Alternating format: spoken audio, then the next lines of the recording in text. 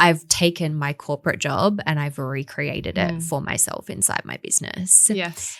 And it felt like I'd created a prison for myself with a very, very full calendar. Yes. Today I have with me Ellie Swift. She is the founder of the Mastermind model. We have already been talking so much before the cameras were rolling, so I'm excited to dive in. This is not an uncommon story. No. Right? Yeah, I've left corporate, I want freedom, then you get into a business and really you just build a prettier 9 to 5 with your name on the door. Exactly. And then you feel more trapped because it's your responsibility to keep the doors open. Yeah, because people get frustrated if they can't create these quick results. It's very easy to talk about these moments and for people to see me sitting here saying, I've got this business that I love. It's like, make no mistake.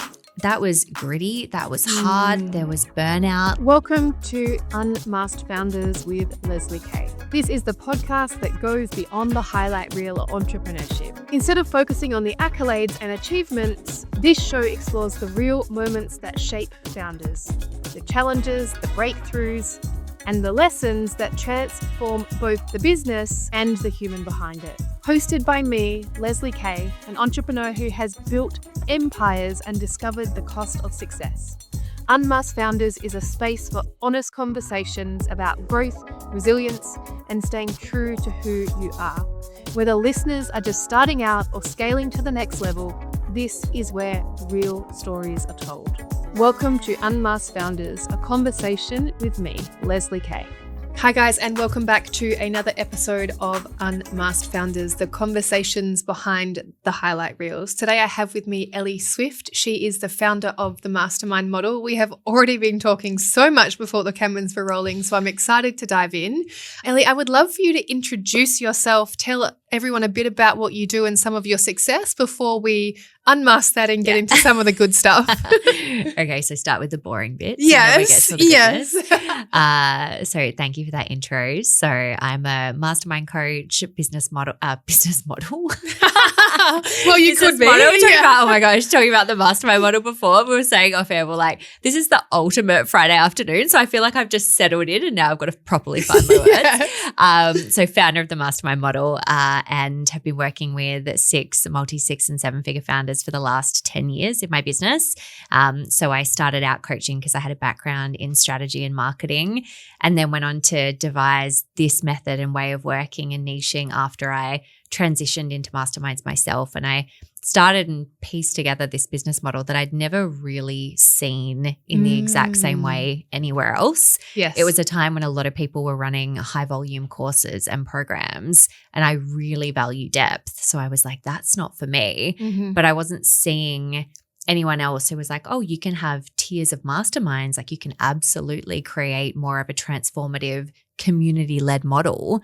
And so I started doing it and really just following the breadcrumbs and built something that I love so much that's led to, an incredible business and life. And then it was a couple of years ago on a beach where, all good thoughts first start after you've been sunbaking and swimming in the ocean of I really need to teach this as well. Beautiful. So that's really become the crux of the work that I do. I love that. And I've done one of your courses. I think they're great. Yes. We were just talking Thank off you. camera where I'm going through a transition at the moment in my business. And I keep referring back to the way you structure things. And I think that's so important in like understanding what suits you. Yes. And finding what's going to work for, we were kind of talking about where almost like where my mind wants one thing and my heart wants another. Yeah. And how you get to have both. So I'm going to start with, in this journey to building out this model for yourself and the many women that you help. I know you just helped one of your clients launch a $1.5 million launch. And I was like, fuck yes, this is exactly what it's about. Yes. Not 7 figures in a year, 7.5 figures in a launch. Yeah, she just did a 7-figure cash month. So good. Amazing. She's phenomenal. But to get to this, because really in the rebirth of what I'm doing, I'm in another identity upgrade, death, whatever you want to call it. Yes. I would love to know what it's taken you to get to well, this is who I serve and this is how I serve them, and I'm going to deepen here rather than, I don't know, shiny object or think that it needs to look a different way. Yes. I think this is such a timely and great conversation to have because like the truth of my career is that it is 20 plus years in the making, you know, and I think it's so easy for people to look at someone's success or, you know, their brand online or these results that I'm sharing that I'm so proud of. It's like, I've been working my butt off for a long time. And that's not to say that I don't have an amazing lifestyle and freedom and all of these things, which I absolutely do have. And also I've worked my butt off for a long time too. And both things are true, right? Yes. So, you know, when I hear you say that, it feels like somewhat of a responsibility. And I felt that more and more in 2026 to be like, we've got to talk about the experience that is behind the businesses that we have, because people get frustrated if they can't create these quick results. And it's like, you kind of got to walk through a lot of trenches to get there, and not just in business, but in the experience that comes before that. I was listening to something actually earlier today. I'm talking about neurospicy brains beforehand, and now I'm doing that, like pinging all over the place. But I was listening to this thing and it was like, you know, in 2026, so much of, you know, people wanting to work with you as a coach is going to be about your unique experience. Yes. And it got me thinking about it. I was like, there's so many ways I haven't talked about my experience and my story enough, and I can and I will. And I think that so many people are yet to build the depth of work, and they're like, I want to do this, I want to do this. Like, just give yourself the time to get in, get gritty, do the things. So for me, you know, I've been through, I've worked in London, I've worked in Sydney, I've worked on massive brands, I've run strategy campaigns, I've run festivals. Like, I've done really cool shit in my working life. And then I've worked with the most amazing founders to build really phenomenal things. And I'm really proud of that depth of expertise and experience. And to come back to the second part of that question, like, I've always just followed the breadcrumbs for me. So the shiny object syndrome thing I think is really interesting, and we're all prone to it, you know, so I'm definitely not going to say that that's not true for me, because there's moments where it is. But I always come back to, like, what is my mission? What is the thing that feels true and right for me? You know, I'm a woman who's always guided by faith. I don't describe myself as being someone who is religious, but I'm deeply, deeply faith-led. And I'm always thinking about, well, what has my path been? What is the experience that I've had? What is the way that I feel I'm meant to serve? What comes easiest for me? When am I in deep flow? Like, what does that look like? Because if I follow those, I guess, like micro environmental factors rather than looking externally of like, what's the hot next thing? Like, that out there is always going to lead me astray. But here, it's always going to anchor me back to the right next move. Yes. And so it's, again, this is easier said than done, which is why podcasts like this exist to bring us back and like ground us into what's true, because there are moments where it gets really noisy. But I know now at, you know, 36 that for me, it's like, I just have to get quiet with myself and come back to what is true for me and my mission in terms of my next step. Yeah, I love that so much. And I want to touch on this actually because it's a bugbear of mine. I want to try to do it without throwing shade, but there's no easy way to do it. Like the rise of the personal brand coach. Yes. And where I witness so many people jump on this bandwagon, well, I'm going to build a personal brand and it's going to solve all of my problems, and I can shortcut my experience and just build a personal brand for a year, and then miraculously I'm going to have a business. Yes. And there's no depth. Yes. There's no methodology. There's no actual business skills. Totally. It is just a it's like the pretty thing versus the real thing. Totally. And if you're a personal brand coach, I love that for you. But I think where it really annoys me is seeing people that have never, maybe it's their first time out in business. They've left a corporate job. They've decided to move into doing something else for themselves, starting a business. And then they're like, well, I'm just going to go build a personal brand. Yes. And we're not talking about the, you know, like you just spoke to, like how many years building businesses, whether it's for yourself or other people? Yeah, 20 plus. 20 plus. And for me, and we spoke about this before we came in, it was like the 18 years of work that I've done previous to, well, actually 15 years of just doing recruitment, for example, or building businesses in that way. It's like that's the depth that I got. That's where I cut my teeth. Yes. And then I've married it together with everything else I do to create something else from it. Totally. And I think it's like people try and get rid of the identity of who they were rather than let it evolve into more of their mastery and more of their magic. So true. I've never thought about it like that, but I agree with that. Well, I tried to, when we were speaking off camera, I said there's this part of me that doesn't want to play here anymore because I've been doing it for so long. And then there's this deeper part of me that like wants to serve in a bigger way, like more impact. But if I was to let go of this 18 years of experience, I'm doing myself and the world a disservice. And I don't need to let go of this to have that. I just needed to find a way for them to like marry almost or integrate. So I could integrate both of those experiences because both are true. Yes. So I love that you spoke to, the experience of knowing where you've come from and really leveraging that to build what comes next. Yes. So inside of this journey, this 20-year journey, and God, how long have you been in the Mastermind model for? So I have had my business for 10 years. Yes. So I say 20 years because I was like selling Tupperware at 17. Yeah, like, of that course. was, the start of it. Yes. You were as well? Well, you no. I was like, never found anyone else who did that when they were young, and that would be my first job was I was 13 working in a corner store. Yeah, amazing. So I'm hustling. Yes, for sure. Yes, I was 13 at the cheesecake shop. I think I lied so I could like get and start the job like a month before you were legally allowed. Yes. But yeah, it was 10 years working in like supporting building businesses, mostly in corporate. But there was that 4-year period while I was still studying where I was doing a lot of like internship, publicity, working with just so many odd business experience, like different jobs. But to answer your question about starting the Mastermind model, so I kicked off business 10 years ago. So I was 27, finished corporate, started my business. I did about 2.5 years where I was all in on working one-to-one. Yes. So my last job in corporate was head of corporate strategy role. And my specialism was marketing and strategy. And then I trained as a life coach. Yes. And I thought, I'm not super happy in my day job. So where can I get my fulfillment? Like, what's that going to look like for me? And I thought, you know what? If I just do some life coaching in the evenings, that's probably going to be it. So I can keep this 6-figure corporate salary, which is so safe. And then I can do this thing that's going to give me like max fulfillment in the evening. Didn't work out like that. No. Obviously started coaching, had a lot of people who were wanting more of business and life coaching support. Eventually had to transition, which I did.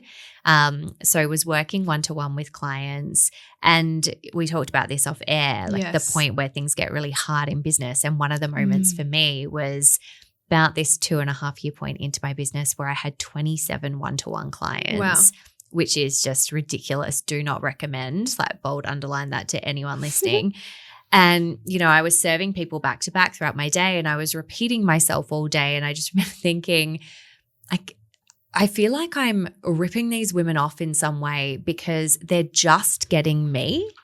When if they heard the experience of the call that I had before and after them, and they could hear how not alone they are on their journey, and that all of these conversations I'm having in addition to the one I'm having with them are shared problems, shared experiences that would make them go, oh my gosh, I'm not alone. Oh my gosh, there's so much possibility here. Like, it made me go, there's got to be a different way for me to do this. And so I started looking at, how do I want to scale? Like, what does that look like for me? Knowing that I really wanted to prioritize depth and transformation, because I really do identify as being a coach. And I've grappled with this word as the word coach has gotten, thrown around so much in this last 10-year period. Yes. But I am a coach at my core. And so I knew that was something I really wanted to keep doing. And so that was when I kicked off starting to run Mastermind. So that was 7.5, 8 years ago now. I love that. And I love the depth. My curiosity is, what did it take you to keep moving? And what were the moments? Like, obviously there was a moment of I can't keep doing this because I've got 27 clients, but take me a little deeper into moments where you thought, I can't do this, or the moment where you thought, oh, I'm going to burn it all down, or I would love to share with the audience the parts of the journey that didn't feel easy. So I remember sitting in my office looking out. My husband and I had just bought a townhouse. It was our first buy after the business had started to, do quite well, and my husband was doing well. He wasn't my husband at the time. He was I think we were engaged then. Maybe we were still just boyfriend, girlfriend. And I was sitting at my desk and I remember looking out. We had like glimpses of the ocean. Sounds way cooler than it was. Like it was glimpses in a townhouse, like through like a dirt patch. But it was there. That's all that matters. There. And I could see this glimpse and I was like, this is like the start, And I had this moment where I was like, we moved here so that I could put my feet in the sand every day, and I'm barely leaving the house right now. I don't remember the last time I actually felt the salt on my feet. I don't remember the last time I actually immersed myself fully in the ocean. I don't remember the last time I was barefoot outside. I've taken my corporate job and I've recreated it for myself inside my business. Yes. And it felt like I'd created a prison for myself with a very, very full calendar. Yes. And it was so challenging because, for me, so much of my stuff and like my story has been around wanting to avoid scarcity in my life. But when you want to avoid scarcity, that's not the energy with which to create, right? There's such a difference between avoiding scarcity and desiring abundance. Like just even speaking that, I can feel the difference in my body. And, I was running from that desire of not wanting to feel scarce. And so I was actually creating so much that was this grippy, heavy, hard energy. I was just making business so much harder than it needed to be.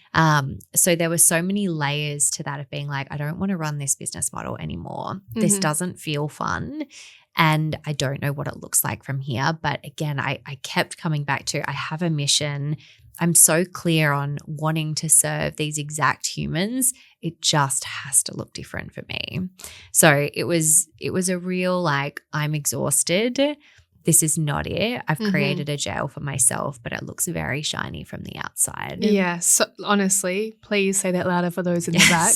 So many women do that. Totally. So many women. This is not an uncommon story. No. Right? Yeah. It's I've left corporate. I want freedom. Then you get into a business and really just build a prettier 9-to-5 with your name on the door. Exactly. And then you feel more trapped because it's your responsibility to keep the doors open. Yeah. So there's this like accumulation of pressure of, well, if I don't keep pushing or if I don't keep doing X or if I don't keep doing Y, then it's going to fail. Totally. And so this part that you spoke to about like attaching to the scarcity or focusing on the scarcity, it's like the fear loop of, well, if I don't keep working as hard as I'm working or doing the same things, then everything I've built up until this point I will lose. Exactly right. Where similar to what you actually did, it's like you actually just need to change the model. Yes. You need to change the way in which you're earning the money you're earning. And you can ring fence the money or the clients that you've built so far. You just attach something else to it so when you're building in the future it looks different. And it's really hard when you don't have the evidence of that for yourself because you can see it in other people. And in fact, I actually didn't see the exact thing that I wanted in anyone else, which was part of why it felt really tricky and part of why it's felt like such a mission for me to support people with that specific thing. But when you haven't done it yourself, like your body is going to resist every single part of that. Truly. Like it's going to feel so incredibly challenging. And I think, in terms of the whole premise of this podcast, like it's very easy to talk about these moments and for people to see me sitting here saying, I've got this business that I love. It's like, make no mistake. That was gritty. That was hard. There was burnout. Like, those moments, and even when you try so much to cast your mind back, like those moments are behind the scenes moments because when you're in it, like you're not thinking, oh, I've got to document this like really tricky bit on social media. And it's not because you're not for me, I've never been like, there's parts of my life I need to hide. Like clients roll through the door of my house. Like I am so open with my people. Yes. And also it's just an integrity thing of when you're going through something, you need to move through it so that you can be like, I've got to process this for myself. Truly. So that I can actually, as someone who identifies as being a leader and takes that role really seriously, it's like, what would I actually share about this if I'm not just sharing like, I'm fucked, you know? A mentor of mine said it, you've got to speak from the lesson, not from the wound. Yeah, totally. I really, really believe that. Yeah, like I agree. The scar. Truly, the scar, not the wound. Yes. And I think then when you've moved past it, you can forget to talk about it. Yes, because it's like the season's done. Definitely. Let's talk about all the wins because you want people to buy from the wins, not from the desperation, because if they're responding to your pain, they're probably in pain themselves. And I'll be honest, for me, I don't even think about that so much. I am a naturally positive person. Yes. Like, you know, I've always I think that's the neurospiciness. Yeah, totally. Right. And I've always felt very like, it's really funny when I, if ever I get readings done, like I remember a reading, I've never shared this publicly before, but I remember a reading once with the amazing Hella Weston. Do you know her and her work? And she said to me, I've never done a reading like this before, but when I see like the picture of you, I just see so much light and joy and you like holding a light. And in this lifetime, the thing that will be hardest for you is when the light feels heavy because you feel the burden of knowing that you're here for the light. And I think about that a lot because I know that for me, I'm not meant to get bogged down in the heavy, the density. Some people are really here to do and teach shadow work. Yes. And I love that because we need that in the world. I know that's not me. And it's really, it's something I think about a lot because I'm like, I always want to share both sides. And I know I always naturally come back to life is great. Like I'm the person that's like, you seen like my daughter does it now. She's like, Mama, it is such a beautiful day. And I know that that's just the household she lives in, you know, we're so like so grateful for everything that is good in our world. I love that. And I love that you spoke to knowing what's for you because it's interesting. I can see the shadow and I'm happy to call it out in people. Yes. But it's not my work to help them heal it. Totally. And for ages, I would be like, oh, I feel responsible to help them move through this now. Yes. Versus like getting support coaches in my containers to be like, I can see this pattern. I'll keep calling you out on it. And please go work with this person over here to actually do the deeper shadow work to actually help integrate it into your system. What's your chart?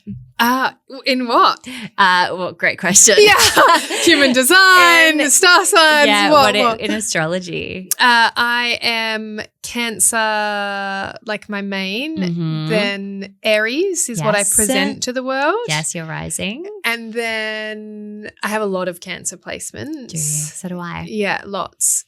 When's your birthday? July 22nd. So my daughter's is 23rd. Yeah, probably similar to your daughter. Yes. So I'm Cancer, cusp, Leo, So lots of emotion, but lots of depth. Yes. And then the Aries is the like wants to look pretty on the outside, like presents to the world as like put together. Totally. That's all I know. I know little bits. Amazing. But not full depth of my chart. Why? Totally. Why the curiosity? Well, because anyone that can see depth has a lot of water usually. And I have I have heaps of Cancer in my chart as well. And I'm a Scorpio rising. Oh, yeah. And so I'm like, I see things. We're going deeper then. You and I can have some deep conversations. Right. And it's always, I feel a lot of push-pull in that because it's like sometimes I'll be like, I see these things in you. But again, I know that my job is to almost sit at the frequency of supporting the light and not necessarily having to go into the underworld with them. Yeah, no, I'm like, let's go to the underworld. Yes. But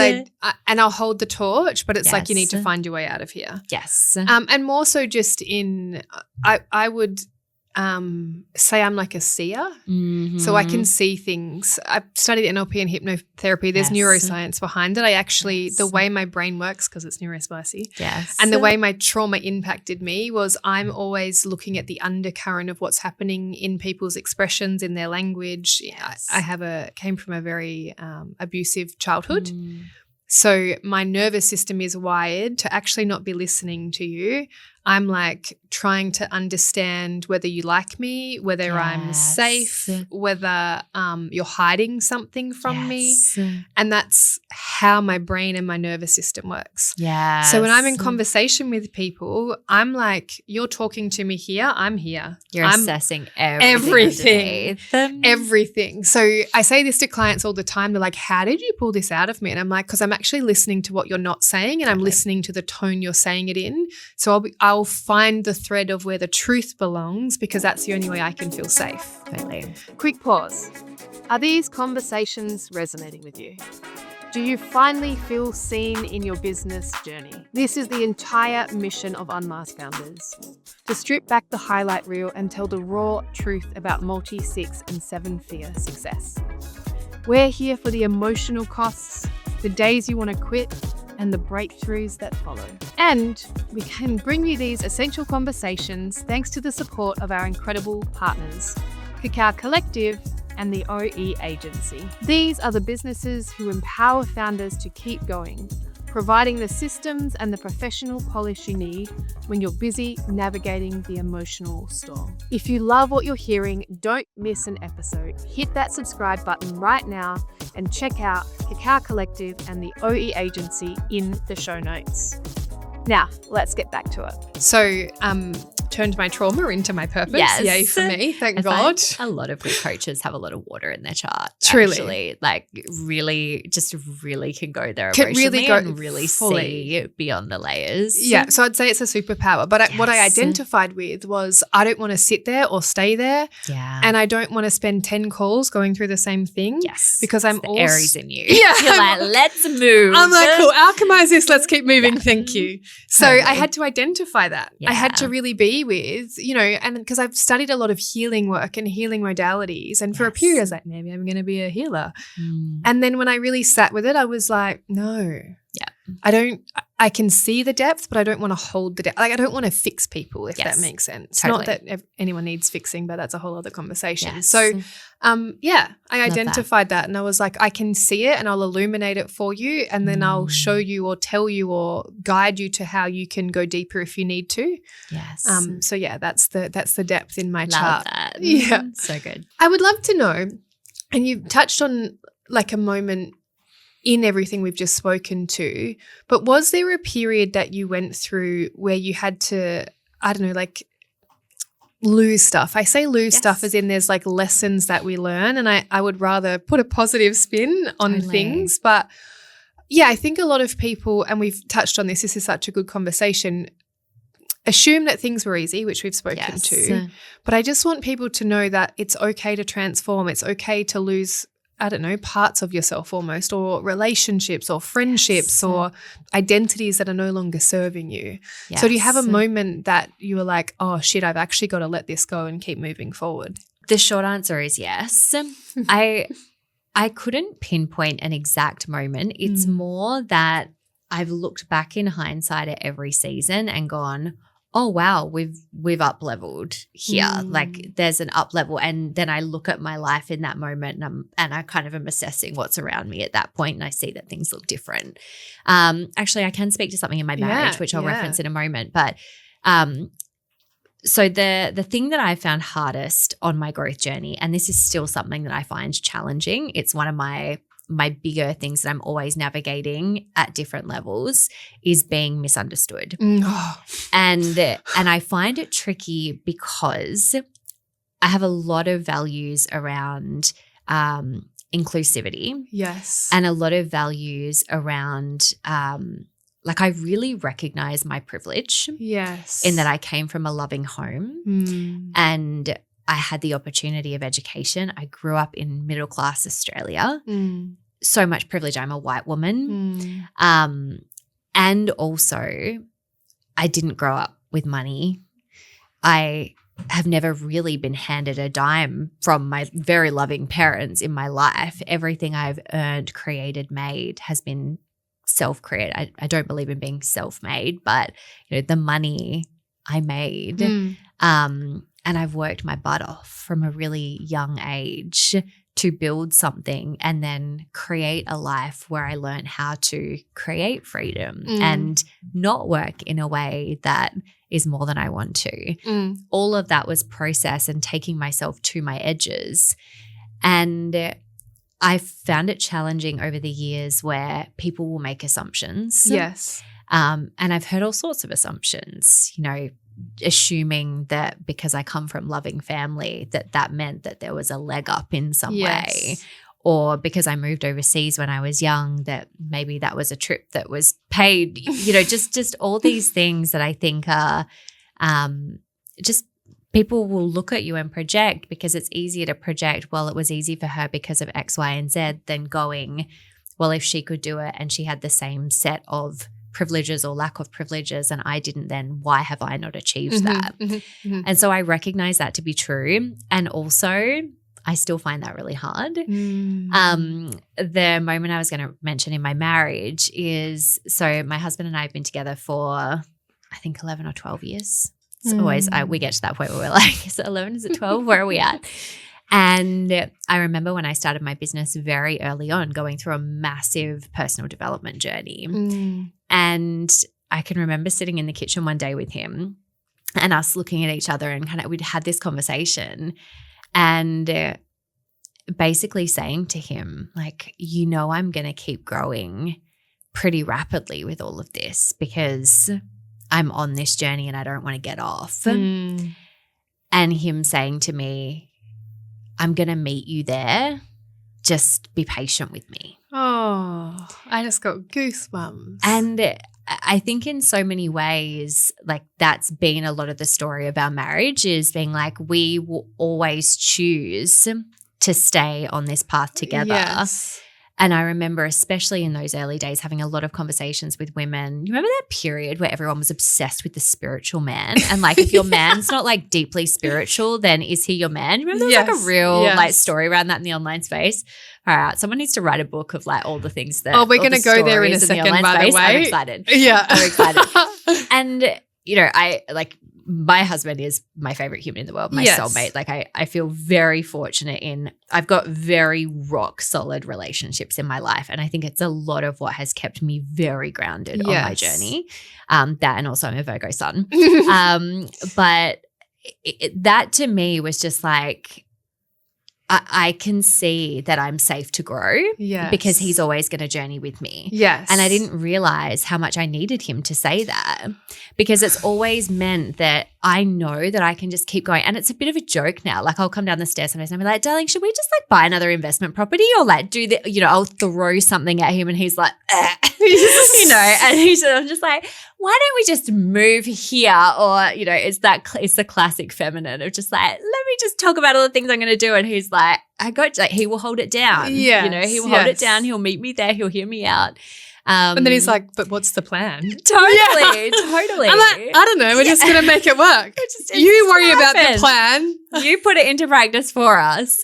So true. And so that, you know, the process of evolving, like he's always met me there. Yes. I would say that I've had definitely friendships fall away.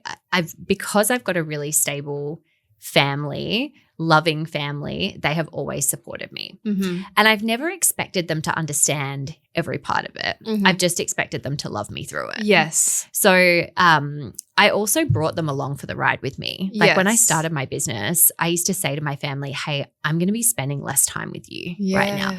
I remember saying to my bestie, she's been my bestie since we were 5. I remember saying to her, can you please keep inviting me to things, but I'm going to say no more. And she's like, babe, I don't understand anything about what you're doing, but I'm so proud of you. Yes. And of course, and again, that was a fortune that I had, but I also made it my job to bring them with me and not alienate myself in the process. And I think that's a lesson and something that I've passed on a lot of, like, bring your people that you want to bring along with you. You know, like keep them close for the ride. I love this, and I'm going to touch on so many things. I was going to say, I don't even know if I answered your question.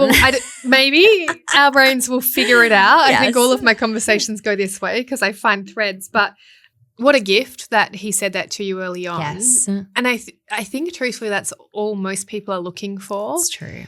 is the safety of – so one of the things I talk to women about is when we get into the psychology of scaling, and I sit in the intersection of psychology and strategy because people think it's just strategy and 90% of the time it's what's underneath the surface. Agree.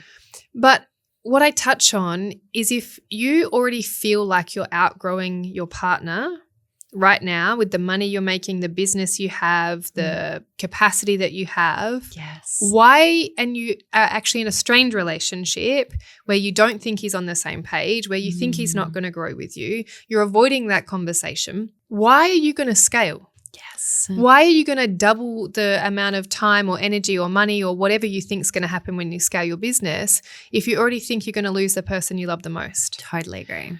So what your husband or partner back then did for you was like the biggest gift. 100%. In like giving you the safety to be like, cool, he might be a bit slower. And ladies, let me tell you, men are slower, but they get there. 100% agree. Because also then when they do the work, they're actually faster. So it's an oxymoron. Men actually integrate faster than women because they're less emotional.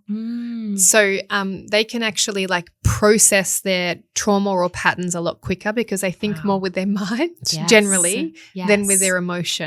So they make very logical decisions and just move through shit. Yes.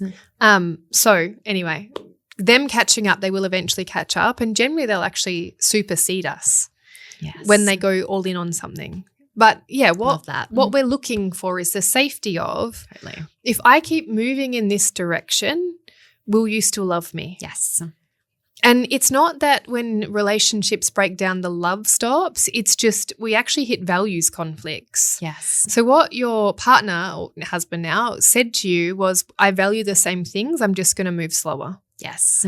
What happens in relationship is that two people will sometimes actually value completely different things. Totally. So he clearly values growth. Yes. And you value growth. Exactly right. And it's such a good point. Sorry, I feel like no, please go. I was just going to say that, you know, we always come back to this. We talk about our values all the time. Yes. What are our values this year? You know, what are we prioritizing in terms of our values right now?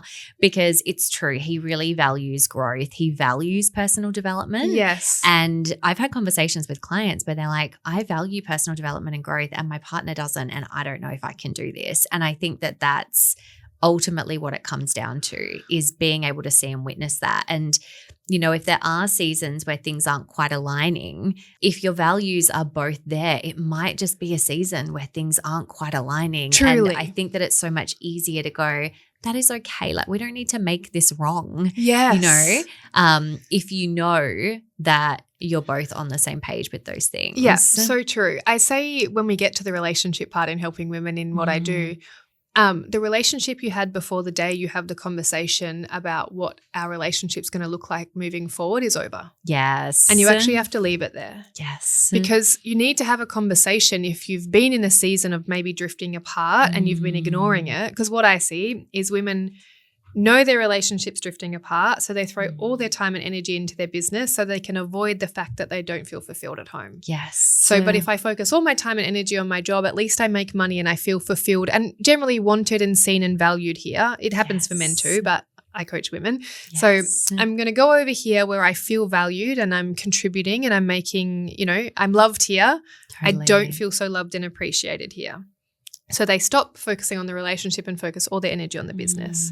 So when you've created space to then go back and refocus on what matters most, which is the relationship, in my opinion, you actually need to almost like negotiate's the wrong term, but to a degree, like renegotiate the values that this relationship is going to uphold. Totally. And the standards. Yes. And the expectations of each other. Yes. And kind of like, cool, maybe this was the past 10 years, but then what does the next 10 years look like? What values are we going to prioritize? Are we on the same page? Can we get back to being the same team? Yes. And I think what you've done beautifully is like felt where it could cause conflict and had that conversation, because what happens is most people just avoid the conversation and so the gap gets bigger and bigger. And he's gone, I'm with you, but maybe not as the same pace of you. And you've gone, that's okay. That's okay. Yes. I can meet you there. Yes. And I want to add to that because I will forget that a lot of women expect their partners to behave like them.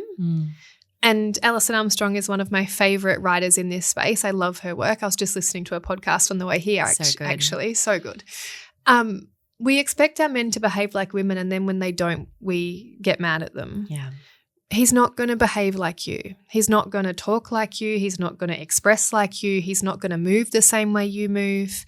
Men are very linear, so they can think about one thing at a time and move in that direction. Women are like, you've heard it with our conversation. We're like 50 tabs open, 20 different directions, so many conversations we can. We're like side quest over here.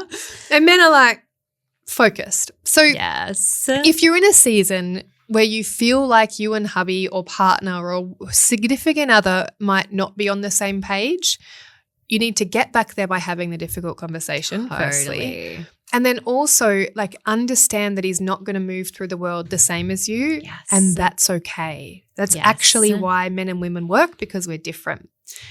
So it's interesting you talked about the like realigning values thing. I said to Che recently, I was like, I love the idea of doing a recommitment ceremony every 10 years. Yes. Because we change so much, and I just love the idea of every 10 years being like, what is our new commitment to each other for this next decade? Like that just feels so fun to me, and also a party and like bringing everyone together. I love that for us. Yes. And something you said before that I think is so interesting is you said, you know, often like these high-performing women will put themselves into their business and kind of keep themselves in that space almost as avoidance of what's happening at home.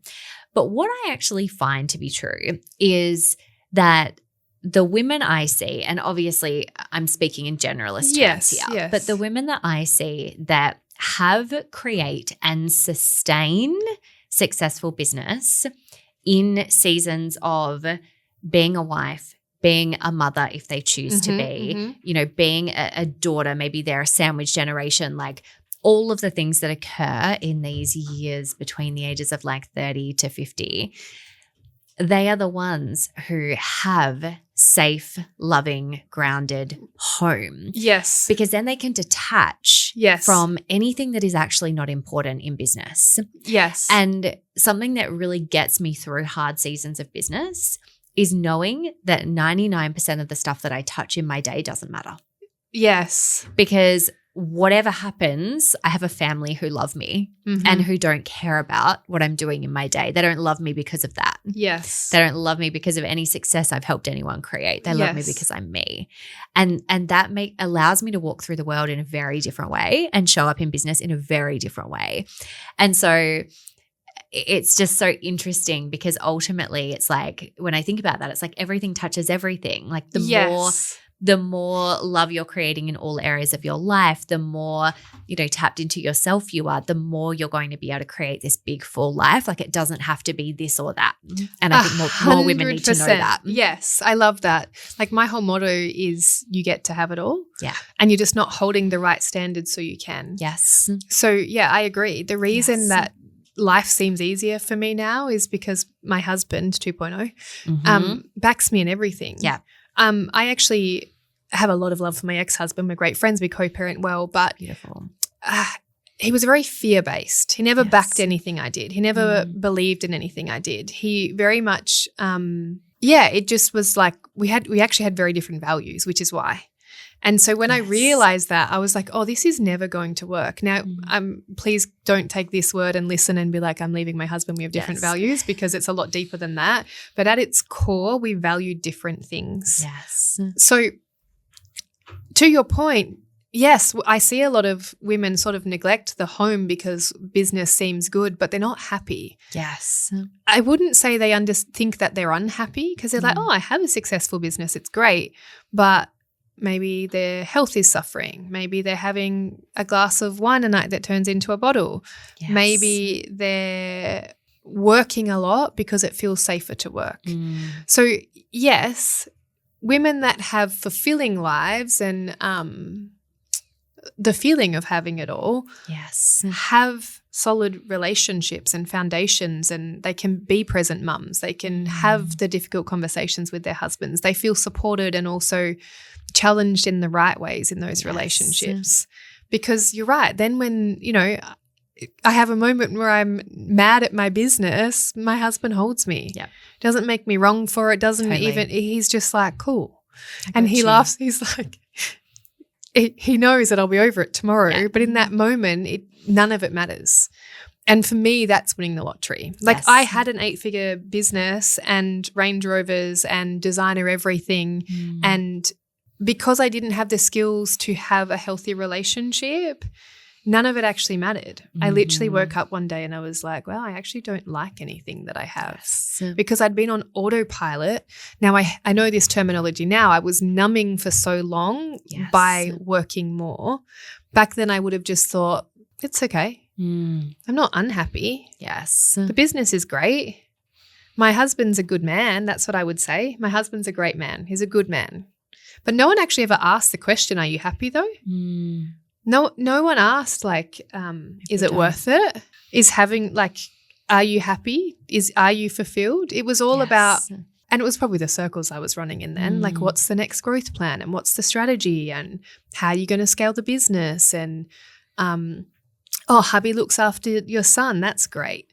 There was never any conversations around, and this is why I do what I do, like the woman underneath the business and the woman underneath the success. Yes. I was drowning in the weight of the expectation to keep building big businesses and to keep being the successful one and, you know, the one that was on the news and the one that had this personal brand that was like Perth's best recruiter, and that identity was crushing me. Yes. And I see it so often. The identity of, well, all of my clients love what I do and I'm the best accountant that there is and I've built this business because of my reputation, and you're dying underneath that reputation. You are being crushed literally by your success. Yes. Your relationship is being crushed. Your health is being crushed.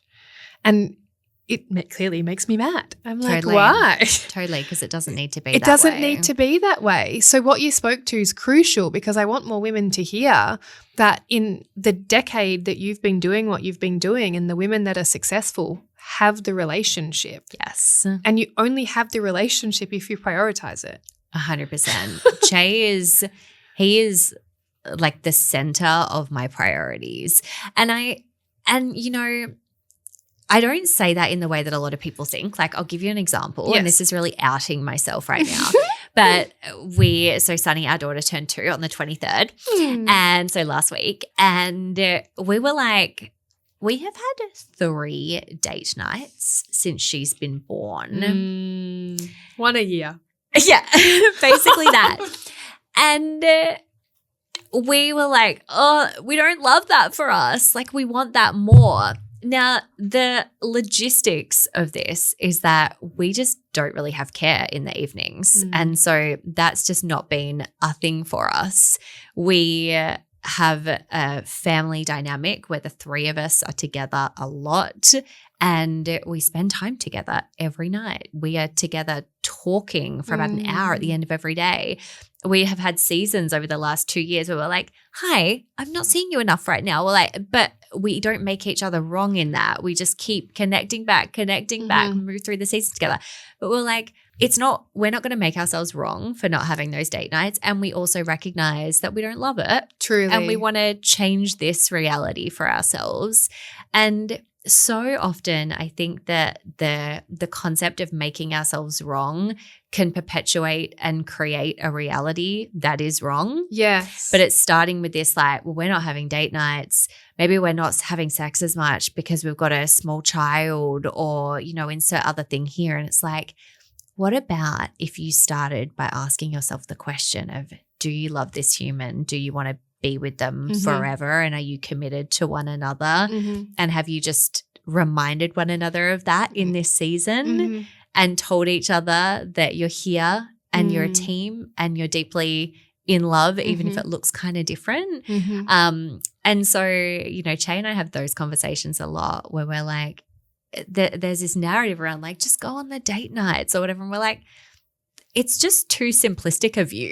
Yes. Like, actually, what does it look like to deeply commit to one another and just be in that constant dialogue that you alluded to? Like, so much of it is just continuing to converse and actively talk about what it looks like to choose one another in each season of life. And for me, it's standards inside of that. Yes. So it's like, and we've been we don't have a young child in the mix. Yes. So it's a little bit easier. And we co-parent 50% of the time. We used to do like date nights 4 times a week before we had a baby. So it was very different. Very for different. Us. Yeah. But for me, it's like, what's the standard that we're not willing to let go of? Totally. I think also adjusting the idea of date nights. Yes. So like for me, as I'm like, here, let me give you some tips.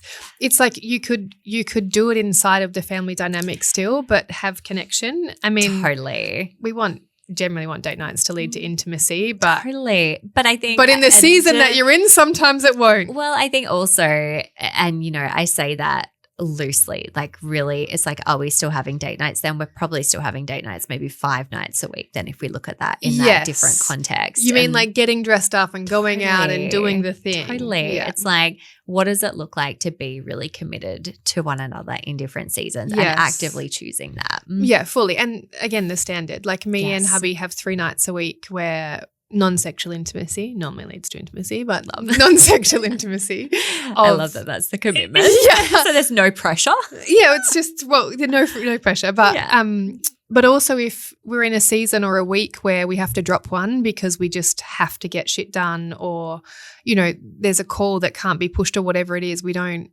shame each other make each other wrong. Yeah, make each other wrong for it. We're just like, okay, it is. And then we know each other deeply enough. If we bump it twice, because it's not about what the woman knows, what my conscious part of me knows. There's like the subconscious part that will feel not as important if it gets bumped more than twice. Mm-hmm. And we know this inside of my behaviors and patterns because we've done it. We've been like, yeah, cool, it's fine. And then when we get to actually doing practice on like the 3rd night that it's due, I'm mad. Yeah. Not consciously. Just like there's this part of me that's like, oh, I wasn't important to you this week. Yes. And it's like giving space for that, not making each other wrong for it, but witnessing what happens and the narrative that you're speaking underneath the surface. Yes. It's why we do practice 3 nights. So we've been studying this for years and in the work together for ages. But the reason that we do it is so the stories underneath what's happening don't take control of the relationship. Yeah. Because rarely it's as bad as we think it is. Yes. We're just not communicating effectively. Yes. So when you start to communicate effectively and schedule in communication if you need to, like what we do, it like things blow out of proportion a lot less.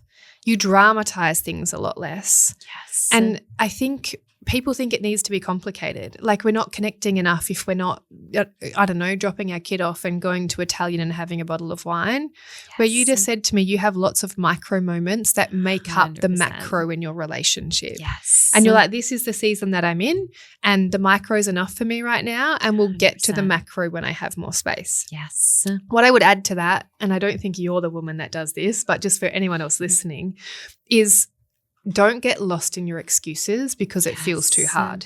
I so agree with that. It's like just because right now I can't doesn't mean I can't find a way. Well, it's what you're wanting to choose, like what you're wanting your standards to be, right? Literally. Like Che and I aren't fighting for date nights right now. No. You know, coming back to that as the example. Yes. And so it's like what actually are the standards that you want and what are the ones that you're then like, I want to uphold this. And then I think what you're describing there is like that difference between being like, this is an excuse and this is a no. This is something I'm probably going to uphold. Truly. Because I hear that. And I wonder, you know, I'm trying to think about how I discern between the two because they have a very different texture to me. Like I it's agree. very clear to me if something is an excuse versus this is just not a problem. Yes. And I'm trying to think about how I would articulate it. I think if something's just not a problem, it's probably actually that the container is being upheld, but it's being upheld in a different way. Yes. So, you know, when I was talking about, again, it's a great example. It's like we don't need the date night because we've got one another solidly hours of one another each day in a different way. Yes. If that changed, then we'd be in excuse territory and we'd really need to look at Literally. how do we fix this. And this is like what I do is not a prescription to anyone. Yes. It's like, this is the foundations that we need to know that we have, like for me, it's like emotional and energetic cleanliness, because I know enough about relationships that it's like the things that happen in the micro moment that create the macro, the big problems in relationship. Yes. So we keep this standard because we're like, well, we don't ever want to get to the macro. Yep. We want to clean everything out as it comes in, basically. Totally. And a lot of people will go like 3 months without having a proper conversation with their partner. They're like ships in the night. That world. Oh my God, I can't. I used to actually, I can. Yes. 6 years ago. Yeah, literally. So yeah. And I think because I've lived that as well, there's a very real need to know that I'm not going to go back there again. Yes. But yeah, I wanted to bring the awareness around an excuse versus a standard. Totally. Because you're feeling very fulfilled in the foundation that you have. Yeah. And I think you seem very emotionally intelligent. So it's like if you're listening to this and you're like, well, I don't know, just try and touch the part of you that might get upset if it kept being this way for long periods of time. Yes. Because you need to be like holding the vision and the standard of like, well, what do you want it to be? And can we slowly start to move towards that, whatever that looks like? Yes. So yeah, I just wanted to touch on, not everyone has the capacity to know what's a problem versus what's just a season. It's true. And you really need to assess that. For me, when we skip practice, before I say yes, I really check in with, is there a part of me that's going to be upset by this? Yeah. Like not the part of me that wants to say to my husband, yeah, babe, it's all good, because I don't want to put pressure on him or, like people please in a way. I'm the like, part that's you. Yeah, the part that might be like, oh, I do have a problem with this. Yeah. And for me, it's about knowing yourself that well that you can be like, oh no, I'm a yes or I'm a no. Yes. And then articulating that. Like if we get to the third time and I'm like, oh, actually, I think we can mask from ourselves too. We can think it's a yes, but it's a no. I will speak the disappointment, not in a you fucked up, in a, hey, I don't actually think I was checking in with myself properly and I wasn't aware that I had this feeling. Yes. But I'm feeling like I'm not important. Like I'm making it mean this. And then we can dissolve it that way. Nice work. So excellent, healthy communication. Honestly, it's taken me 6 years, but we're there.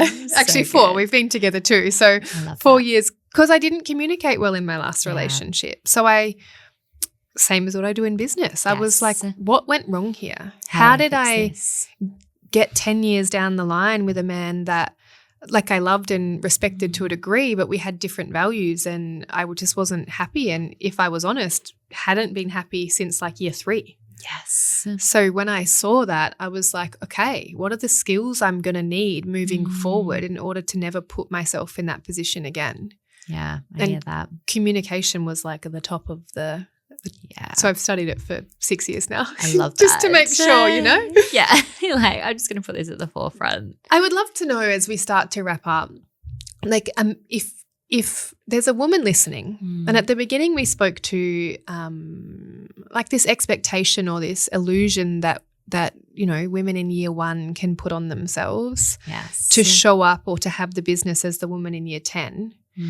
What would you say to that woman as like some ways to really give herself grace? Yes. And to check in with what's true? Because I feel you can like go from year 1 to year 3. I'm not saying you can't collapse timelines. It's why you pay people. Yes. Because let me take my 18 years of experience and give you all of my lessons so you can do it in 5. Definitely. So I do believe the whole reason they pay people like us is to collapse the timeline. That's definitely possible. But how do we like ensure that there's truth and grace inside of that rather than unreal expectations? Yes. So I would always start with, well, what does it look like to bring together what you already have that is your experience. So one of my mentors, Julie Parker, she calls this your onlyness, which is the collection of things that make up you, which ultimately I would turn into a framework with somebody.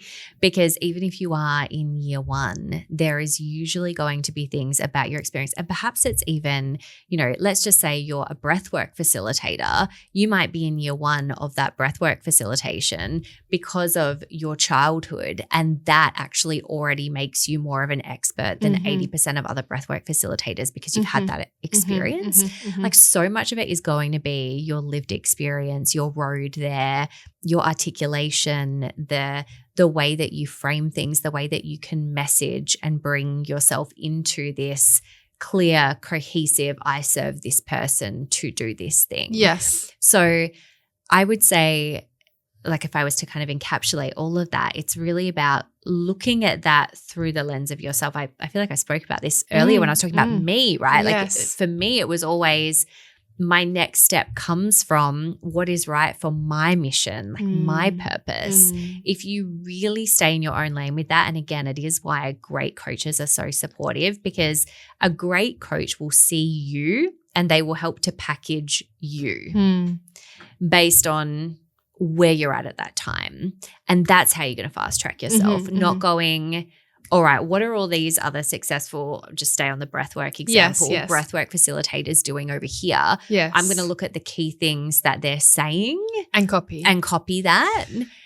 There's such a big difference, and you know this deeply, I know, between truly. being embodied and like you can feel it. I mean, maybe this is a water sign thing. So like, you could give me 10 Instagram handles right now. I could look at their bio and look at their grid and I could tell you if it's embodied or not. Yes. And so, a year one person and a year 6 person, the year one person, if they're more embodied, they're going to have the better business faster than the person who's year 6, who's questioning everything and just trying to be like the other people Everyone in the else, industry. yes. So package yourself based on your onlyness, hire people who have the shortcuts and the fast tracks, and then stay mission oriented. The longer I'm in business, I was saying to a girlfriend the other day, she was like, who are you listening to right now? And like, what content are you listening to? I was like, I've gone back to all the OGs who are just so mission led. Like I'm so bored of people coming in who are selling strategies because it's the it thing. I only want to be taught by people where I can tell that them serving me is their mission. It's their thing. I love that you brought that up. It's like I don't want to learn or be in proximity with anyone who is not that, and all my clients are that. Yes. It's don't just be like, you know what, I decided that, for example, maybe Mastermind is a niche. It's like, this was my whole living and breathing lived experience. Like I feel so mission driven in teaching this work. And my first framework, mindset, strategy, and marketing, it was like, when I brought those 3 things together, that had the most profound impact on my clients. It was like, it felt like I'd won the lottery, Yes. So I only want to learn from those people. Be that person. We can all be that person. Truly. And just tune out the noise and get off social media, honestly. Truly. Yeah. And inside of that, if someone has a new strategy every other week, maybe we they won't just trust them. Yeah. Yeah, I love that. Yeah. Thank you so much for your generosity of time and depth of your experience. I've loved talking to you. I feel like we could talk for hours. I so agree. I've loved this conversation. Thank you for having me. My absolute pleasure. So good. I really love that. Thank you for listening to Unmasked Founders with me, Leslie Kay. Follow Leslie Kay on social media for more insights, and we'll see you in the next episode. You can find me at Leslie with a Z, Kaye. Check the show notes for how to spell my name. Remember, true success is built from the inside out.